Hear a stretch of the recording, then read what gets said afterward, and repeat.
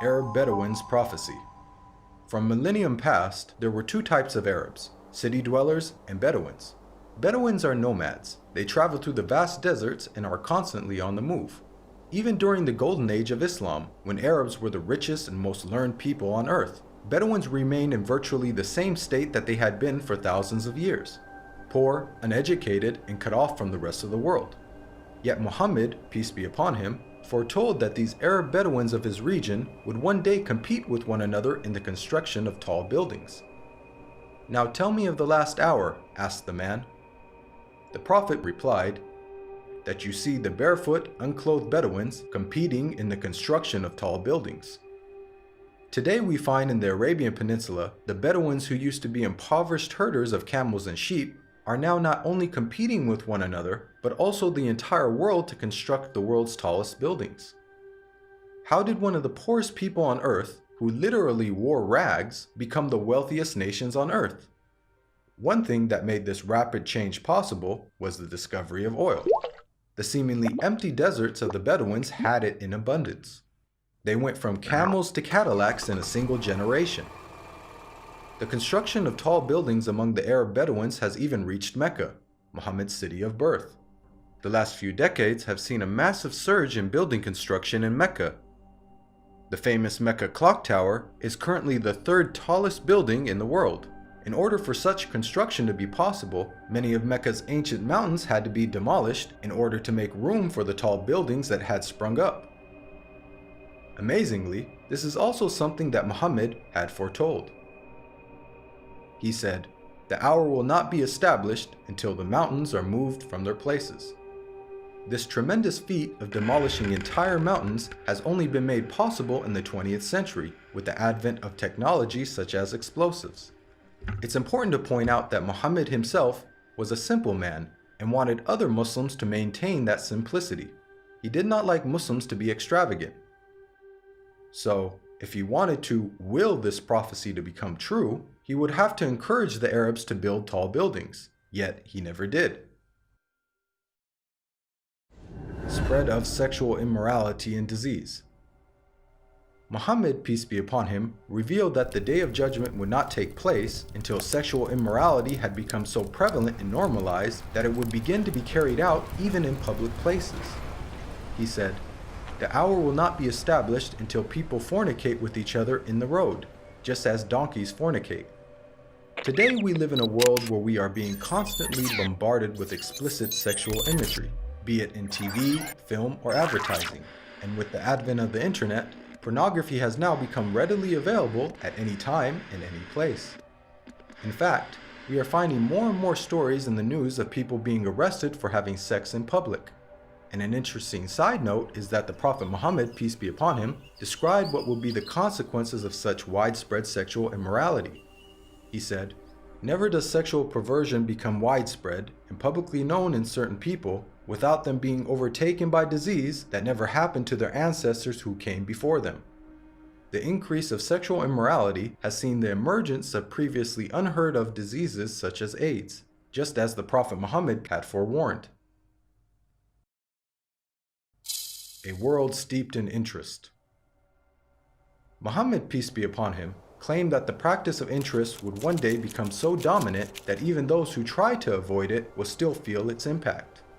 He said, "A time will come upon mankind when they will consume interest. Whoever does not take from it will be afflicted by its dust." This clearly describes the state of the world economy today. In the modern world, it is almost impossible to avoid dealing with, or at the very least being impacted by, interest. Just think about how many people have interest-bearing bank accounts and buy things using credit cards. Even if one somehow manages to avoid dealing in interest directly, almost every aspect of our lives is impacted by it. Central banks influence the purchasing power of our money, and virtually every country in the world, even those considered to be wealthy, are drowning in interest-based debt. The financial system even suffered a global collapse in 2008, a disaster which had plunged the world into economic turmoil, the consequences of which will be felt for generations to come. What makes this prediction amazing is that the financial state of the world over the last century is unique in history. At the time of Muhammad, Finance was based on commodities with intrinsic value, such as gold and silver coins. Gold and silver have been used as the most common form of currency throughout history.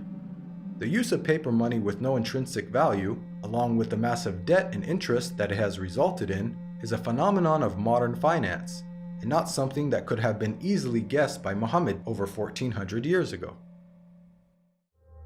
The defeat of Rome and the conquest of Persia. During the Battle of the Trench, where Muhammad, peace be upon him, and his followers were under siege by their enemies, being outnumbered 3-1 and staring in the face of certain defeat, the Prophet made some bold predictions. He said, "God is most great. I have been given the keys of Syria. By God, I can see its red palaces at the moment. God is most great. I have been given Persia. God is most great. I have been given the keys of Yemen." At that moment, Muhammad had made the astonishing claim that the Muslims would not only take the lands of Yemen and Syria, much of which was under the occupation of the Roman Empire, but that they would also defeat the mighty Persian Empire. Historically, Muhammad's companions saw this prophecy fulfilled before their very eyes, as they went on to defeat the Romans and conquer Persia. What are the odds that the Muslims, who lacked economic and military strength, could topple the superpowers of the world in such a short span of time? The astonishing way that the Muslims defeated the superpowers captured the world by surprise. As historian Barnaby Rogerson explains, you have to remember that the two great superpowers were the Byzantine Empire, i.e. the Eastern Roman Empire, and Sassanid Persia. They were the dominant superpowers. If you're putting it in a modern parlance, it's a bit like the Eskimos taking on the United States of America and Russia. No rational person would have ever conceived of such a possibility. This sentiment is echoed by historians who cannot explain how Islam became such a dominant force so quickly. Professor of Byzantine Studies, Andrew Louth, wrote, "The speed with which the eastern provinces of the Byzantine Empire succumbed to the Arabs remains to be explained by historians." Prevalence of writing. Many of us take for granted the ability to read and write, and the abundance of books that are available in the modern age. However, for the people of the past, illiteracy was the norm, and books were very scarce. Muhammad, peace be upon him, was born into a society in which very few people could read or write. It is estimated that the number of people who were literate in his locality of Western Saudi Arabia did not exceed 17. Muhammad himself could not read or write. Against this backdrop, the Prophet Muhammad made the prediction that writing will one day become widespread among mankind. He said, "Ahead of the hour, the pen will prevail." The Arabic word used for pen here is qalam, which also carries the wider meaning of writing. This perfectly describes our world today, in which it is the norm for people to read and write, and there is an abundance of books, newspapers, and magazines. This has only been made possible thanks to 15th century technological advances, such as printing that took place over 800 years after Muhammad's prophecy. And with the advent of the internet, writing is spreading even more. Anybody with a computer or smartphone now has access to millions of books with just the click of a finger. It's quite powerful that Muhammad, who could neither read nor write, prophesied the spread of reading and writing. The greening of Arabia's deserts. The Prophet Muhammad, peace be upon him, made a bold prediction about the future state of Arabia. He said, "The hour will not begin until the land of the Arabs once again become meadows and rivers." This narration anticipated the greening of Arabia's extensive dry desert environment. As recently as 1986, there was little to no farming in the region. However, over the last 30 years, these deserts have been transformed to grow grains, fruits, and vegetables, thanks to techniques such as center pivot irrigation. This is a process that pumps water to the surface from deep underground reserves, some of which date back to the last ice age 20,000 years ago. Now put yourself in the position of a person living in 7th century Arabia. This region hosts some of the most extensive sand and gravel deserts in the world, with very little rainfall. Could anyone inhabiting such a harsh environment ever rationally conceive of the possibility that one day there would be a plentiful supply of water and abundant crops? This prophecy also makes a claim about the ancient past. Note the words of Muhammad, "The lands of the Arabs once again become meadows and rivers." By saying once again, he is implying that at one stage in their history, the deserts were lush with vegetation and life, and that they will be returning to this former state. Geologists now know that the Arabian Peninsula was, indeed, once filled with meadows and rivers in ancient times. Modern archaeological discoveries have uncovered a number of fossils and conclude that once upon a time, the Arabian Peninsula was much greener and wetter, just as Muhammad had revealed.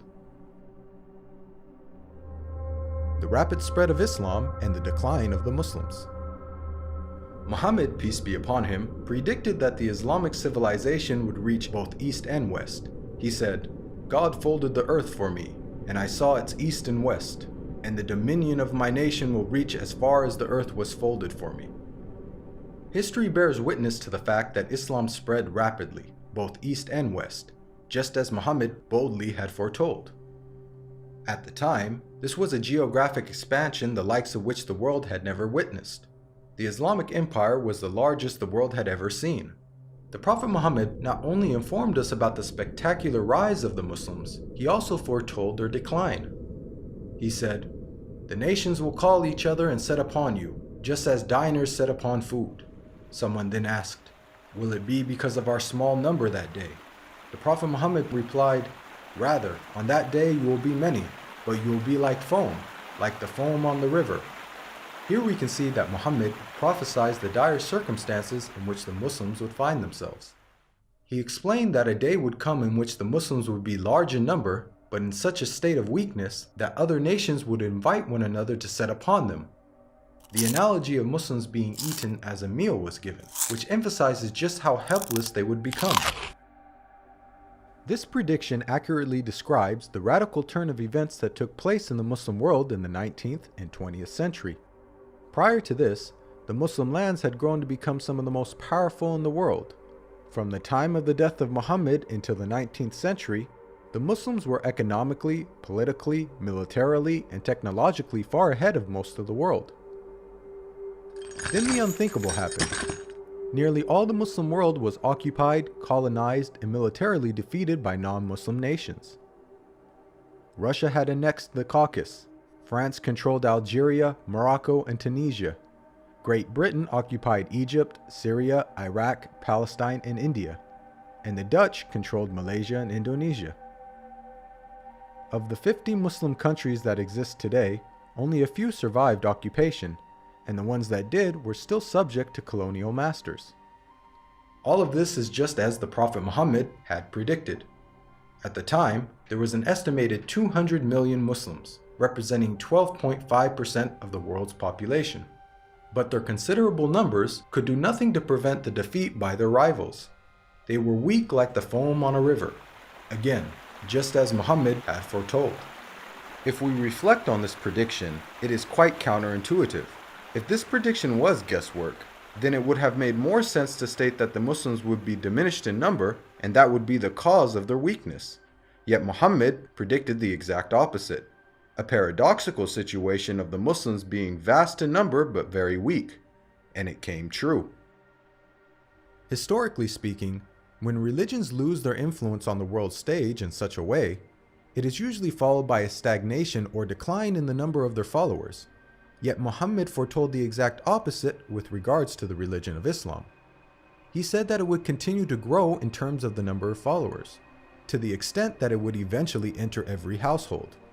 He said, "This matter will certainly reach every place touched by night and day. God will not leave a house or residence, except that God will cause this religion to enter it." Today we are witnessing this prophecy unfold before our very eyes. Islam is currently the fastest growing religion in the world, with nearly 1 in 4 people on earth being a Muslim, and is forecasted to be the world's largest religion by the year 2070. This is despite Islam being constantly attacked by the media, the colonization of Muslim lands, and the many wars that have been waged in the Muslim world.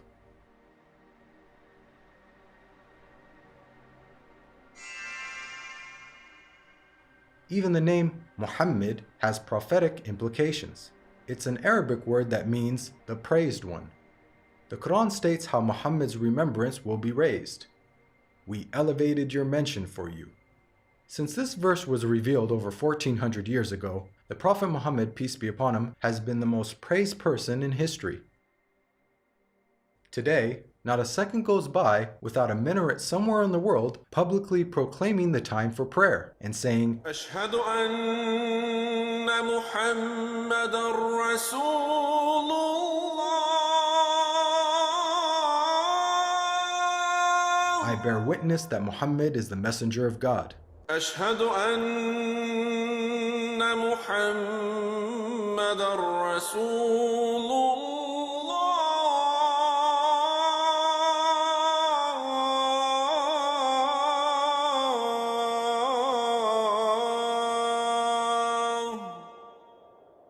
Moreover, the name Muhammad is consistently the most popular name given to newborns across the globe.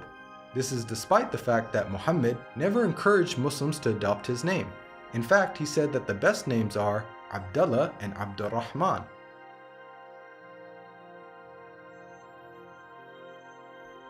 Now, we've analyzed a number of the Prophet Muhammad's prophecies, which were made over 1400 years ago, and have seen how he has accurately foretold many things.